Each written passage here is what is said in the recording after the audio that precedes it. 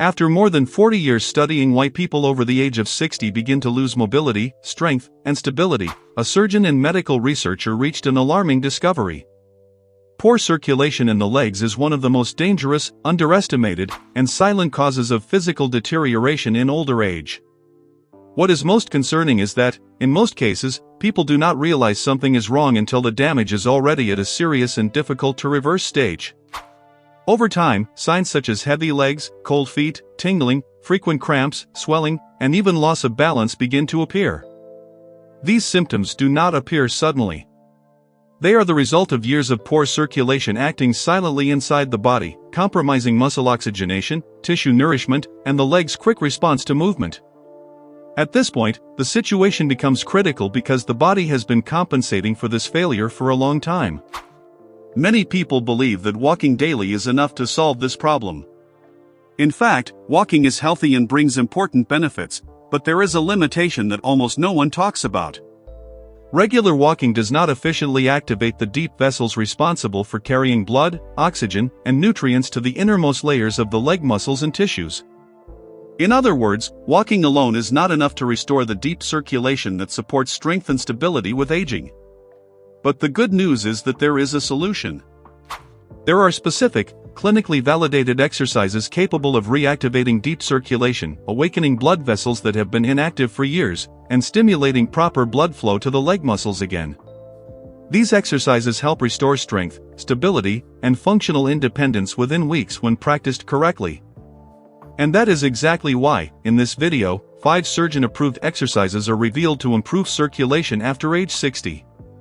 Exercise number 2, in particular, is so powerful that it can help reopen the deep vessels responsible for muscle regeneration and strength recovery in the legs. The problem of poor circulation goes far beyond simple discomfort or occasional leg fatigue. When blood flow begins to decrease, the body enters a silent, gradual, and progressive process of deterioration. At this stage, the arteries begin to lose their ability to properly dilate and contract, a phenomenon known as endothelial dysfunction. This change directly compromises the proper delivery of oxygen and nutrients to the tissues, continuously affecting the muscular and nervous health of the legs. At the same time, perfusion pressure decreases, and the smallest blood vessels, the capillaries, which are responsible for directly nourishing muscle fibers and nerves, are the first to fail. For this reason, early symptoms rarely appear as intense pain. Instead, seemingly harmless signs emerge, such as numbness, tingling, a constant cold sensation in the feet, weakness when standing up, or a lack of steadiness while walking. These signs are often ignored or attributed solely to aging, when in fact they indicate a developing circulatory problem. Over time, this lack of proper blood supply causes muscle atrophy, gradual loss of reflexes, reduced proprioception, which is the body's ability to perceive the position and movement of its own limbs, and a decrease in neuromuscular response speed. This explains why many older adults begin to lose balance easily, stumble more frequently, and often develop, unconsciously, a fear of movement. This fear leads to reduced physical activity, which further accelerates deterioration and creates a dangerous cycle of immobility, dependence, and progressive loss of autonomy. Research using Doppler ultrasound and functional MRI exams has shown that this specific type of stimulus can increase blood flow within minutes, reduce peripheral swelling in just a few days, and improve postural stability over several weeks. In addition, when blood circulation is properly restored, angiogenesis is activated, which is the formation of new capillaries. This process creates a more efficient and long-lasting vascular network, permanently improving the oxygenation of the muscular and nervous tissues of the legs. This effect does not translate only into stronger legs. It also results in greater walking endurance, better motor coordination, and a significant recovery of confidence in everyday movements. In other words, it is not just about moving the legs mechanically, but about reprogramming the circulatory system so that it functions in a way similar to when the body was younger, more efficient, and more responsive. The 5th exercise is heel raises with a progressive hold technique. Although it may seem simple at first glance, this exercise is one of the most powerful for reactivating circulation in the legs because it directly stimulates what physiology calls the body's second heart, the calf muscles, especially the gastrocnemius and soleus. These muscles play a fundamental role in venous circulation and function as a true peripheral pump. Each time these muscles contract, They compress the deep veins of the legs and push blood back toward the heart, overcoming the force of gravity. With aging, this muscle pump loses efficiency due to reduced muscle mass, decreased neuromuscular activation, and increased stiffness of the blood vessels. That is why, when the calf muscles are not properly activated, blood tends to pool in the legs, leading to swelling, a constant feeling of heaviness, and persistent coldness in the feet and ankles. Heel raises reactivate this natural pumping mechanism and immediately improve venous return, which explains why many people feel warmth, tingling, or a sense of relief just a few minutes after starting the exercise. This effect occurs because oxygen-rich blood once again reaches areas that had remained poorly supplied for long periods, often in a silent and progressive way. What turns this exercise into a more advanced therapeutic tool is not just the movement itself, but the progressive hold technique. By maintaining the contraction at the highest point for a few seconds, a controlled increase in intramuscular pressure is created. This mechanical stimulus acts directly on the vascular endothelium, promoting the release of nitric oxide, a substance essential for blood vessel health. Nitric oxide improves arterial elasticity, reduces vascular stiffness, and facilitates blood flow, making circulation more efficient. In addition, studies in exercise physiology show that this type of sustained tension triggers a phenomenon known as metabolic stress, one of the main stimuli for angiogenesis, that is, the formation of new capillaries. In older adults, this means creating new pathways for blood to reach muscles and nerves, improving oxygenation in a lasting way rather than just temporarily. Clinical studies have observed increases of up to 40% in venous return when this exercise is performed correctly and consistently. Unlike many other movements, it does not require impact, equipment, or special spaces, making it ideal for people with joint problems, balance limitations, or fear of more complex exercises. With regular practice, this exercise not only improves circulation but also increases walking stability, muscular endurance, and fall prevention, establishing itself as one of the most effective, safe, and accessible exercises for vascular health after age 60. The fourth exercise is lateral leg raises. This is one of the most underestimated exercises when it comes to circulatory and joint health in people over the age of 60. Although it is often seen as simple, it produces a deep physiological impact because it directly activates the hip abductor muscles, especially the gluteus medius and gluteus minimus. These muscles play an essential role in pelvic stability, body balance, and walking efficiency during gait. From a vascular standpoint, these muscles surround important blood vessels that supply the pelvic region and the upper part of the legs. When properly activated, they produce a deep pumping effect that facilitates blood flow to areas that tend to become less active with advancing age. Studies in the fields of biomechanics and rehabilitation show that when these muscles weaken, the body begins to compensate inefficiently during walking, increasing energy expenditure, overloading other joints, and reducing blood perfusion in the lower limbs. Lateral leg raises, when performed in a controlled and mindful manner, help reactivate these essential muscle patterns, improve tissue oxygenation, and reduce excessive pressure on the knees and lower back. For this reason, this exercise becomes a key tool for both the prevention of joint problems and functional rehabilitation. From a scientific standpoint, it is especially effective because it combines sustained muscle contraction with neuromotor control, two fundamental stimuli for improving circulation and body stability. In addition, because it does not involve impact or compressive loads on the joints, this exercise is considered safe for people with osteoarthritis, hip replacements, or a history of chronic pain. From a functional standpoint, strengthening the hip abductor muscles significantly reduces the risk of falls, since these muscles are responsible for stabilizing the body during single-leg support, something that happens constantly while walking. Many older adults report noticeable improvements in balance, greater confidence when climbing stairs, and a perceptible reduction in knee and hip pain after just a few weeks of consistent practice. Overall, lateral leg raises not only improve deep circulation but also help rebuild the muscular foundation that supports mobility, independence, and quality of life after age 60. The third exercise is wall squats, also known as wall sits.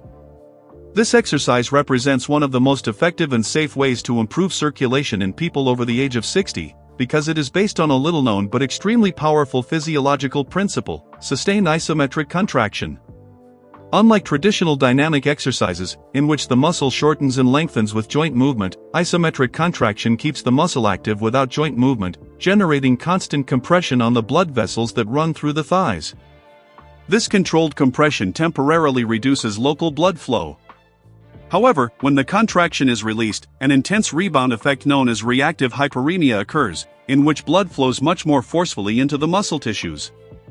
Studies published in scientific journals of applied physiology show that this mechanism can improve capillary perfusion more efficiently than moderate aerobic activities in older adults, especially those with joint limitations or low levels of physical conditioning. The true potential of this exercise is further amplified when rhythmic pumping is incorporated during execution, such as small heel raise pulses or controlled contractions while the isometric position is maintained. These simple adjustments transform a static exercise into a much more powerful and efficient circulatory stimulus. This dynamic component adds rapid pressure variations within the muscle, which helps push blood through narrower capillaries, improving tissue oxygenation and facilitating the removal of accumulated metabolites. These metabolic byproducts are often responsible for sensations of cramps, stiffness, and persistent muscle fatigue. Studies in the field of aging medicine show that combining isometric stimuli with rhythmic movements promotes the release of nitric oxide, improves endothelial function, and reduces arterial stiffness, key factors for maintaining healthy, efficient, and functional circulation throughout aging. In practice, many older adults who begin to include wall squats in their routine report, after just a few weeks, a significant reduction in nighttime cramps, greater walking endurance, and an overall feeling of lightness in the legs.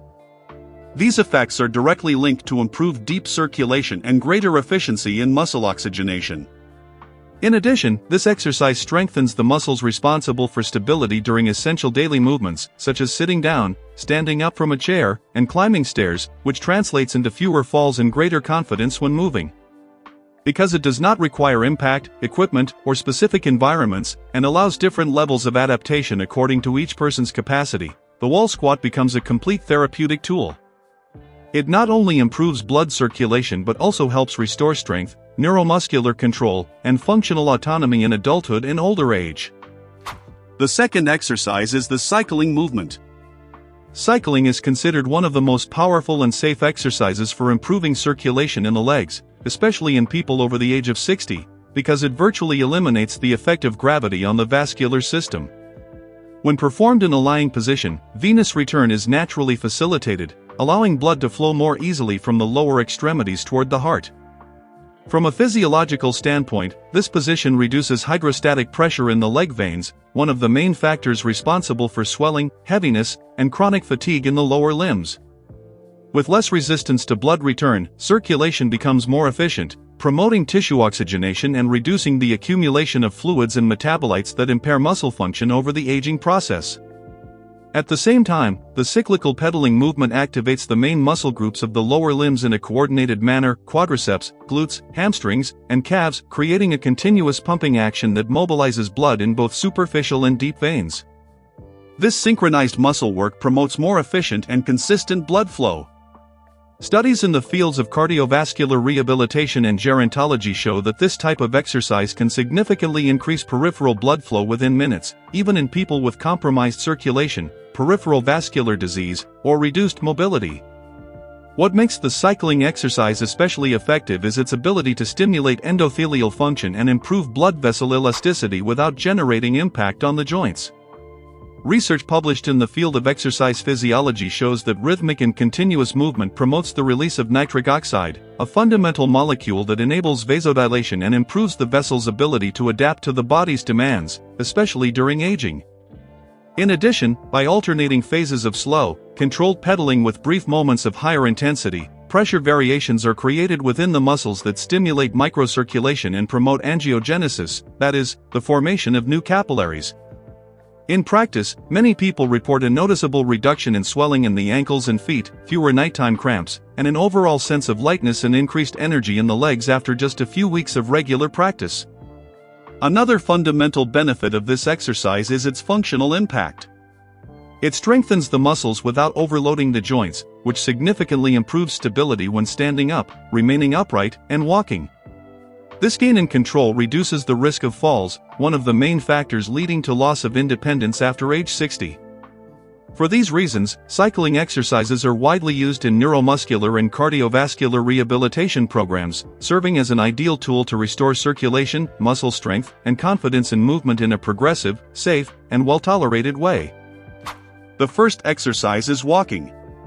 Walking is considered one of the most powerful exercises for circulatory health when performed in a conscious and strategic manner, especially in people over the age of 60.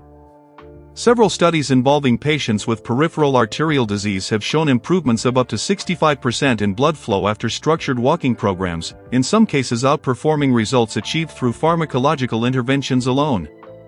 From a physiological standpoint, walking activates a complex network of muscles that are rarely adequately stimulated in a sedentary daily routine. These include the deep gluteal muscles, hip stabilizers, intrinsic foot muscles, and the entire posterior muscle chain. This coordinated activation generates alternating contraction patterns that create pressure gradients within the vascular system, helping propel blood through arteries, veins, and capillaries that tend to become stiffer or less active over the years. In addition, the controlled impact of foot contact with the ground stimulates plantar mechanoreceptors, which send signals to the central nervous system. These stimuli improve the automatic regulation of blood flow and coordination between the heart, blood vessels, and muscles. This process not only increases the amount of blood reaching the legs but also improves the quality of perfusion, optimizing the delivery of oxygen and nutrients to tissues that had long remained undernourished due to inadequate circulation. When elements such as toe push-offs are incorporated into walking, the effect on circulation is clearly amplified. This movement generates what specialists call vascular unloading, a phenomenon in which blood that had accumulated in the lower extremities is rapidly redistributed due to pressure variations within the muscles and the assistance of gravity. From a scientific perspective, this unloading promotes a kind of metabolic cleansing of the blood vessels, facilitating the removal of cellular waste and improving endothelial function, the inner layer responsible for arterial health and flexibility. In addition, walking requires constant balance, attention, and coordination, which activates brain areas related to motor control, memory, and autonomic regulation. Studies in the neuroscience of aging show that this type of stimulus improves communication between the brain and the circulatory system, training the body to better regulate blood pressure and blood flow, even during periods of rest. In other words, the benefits of walking extend beyond the time a person is actively moving. On a functional level, people who walk regularly report clear improvements in body stability, a reduced risk of falls, and greater confidence when moving within their own environment. But perhaps the most transformative benefit is subjective, a renewed sense of lightness, energy, and vitality, which many describe as feeling younger. This does not happen by chance. By improving peripheral circulation, there is also an improvement in cerebral oxygenation, hormonal balance, and overall metabolic efficiency of the body. For all these reasons, walking is not just a simple physical exercise, but a comprehensive tool for restoring circulation, mental clarity, and quality of life in adulthood. When these exercises are practiced together and consistently, they do not act as isolated movements, but as an integrated system of circulatory and neuromuscular reprogramming, capable of restoring efficiency, safety, and autonomy to the body throughout aging. Aging science has already shown that the deterioration of circulation in older adults does not occur only due to visible blockages in the blood vessels. In most cases, it is the result of a combination of silent and progressive factors, such as loss of muscle activation, increased arterial stiffness, endothelial dysfunction, and failure in communication between the nervous system and blood vessels. These processes act together over the years, compromising blood flow even in the absence of evident vascular disease. Each of the exercises presented acts directly on one of these causes, but from different and complementary angles. Heel raises reactivate the peripheral venous pump, essential for returning blood from the legs to the heart. Lateral leg raises stabilize the hip and improve deep blood flow. Wall squats stimulate microcirculation through sustained pressure. Cycling in a lying position optimizes venous return by reducing the effect of gravity. Walking, in turn, integrates the entire system, applying these gains to real functional patterns of daily life. When combined, these stimuli produce measurable changes in the body's hemodynamics, including increased blood flow, improved vascular elasticity, greater release of nitric oxide, and activation of angiogenesis, which is the formation of new capillaries. Studies in applied physiology show that when the body receives varied but complementary stimuli, the circulatory system adapts more quickly and durably than when it is exposed to only one repetitive type of exercise, such as walking without intention, strategy, or progression. Beyond circulation, the true impact of this combined approach lies in its effect on functional independence and brain health.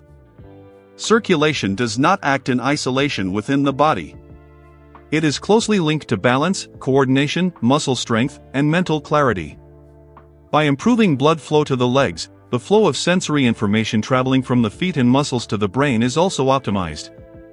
This strengthens the neuromotor circuits responsible for postural stability and rapid responses to imbalance, reducing falls and preserving autonomy throughout aging. In addition, by reducing systemic inflammation and improving muscle metabolism, a healthier internal environment is created, which supports both daytime energy levels and nighttime rest quality. In other words, these exercises do not just move blood, but restore a dialogue that had been lost between muscles, blood vessels, nerves, and the brain.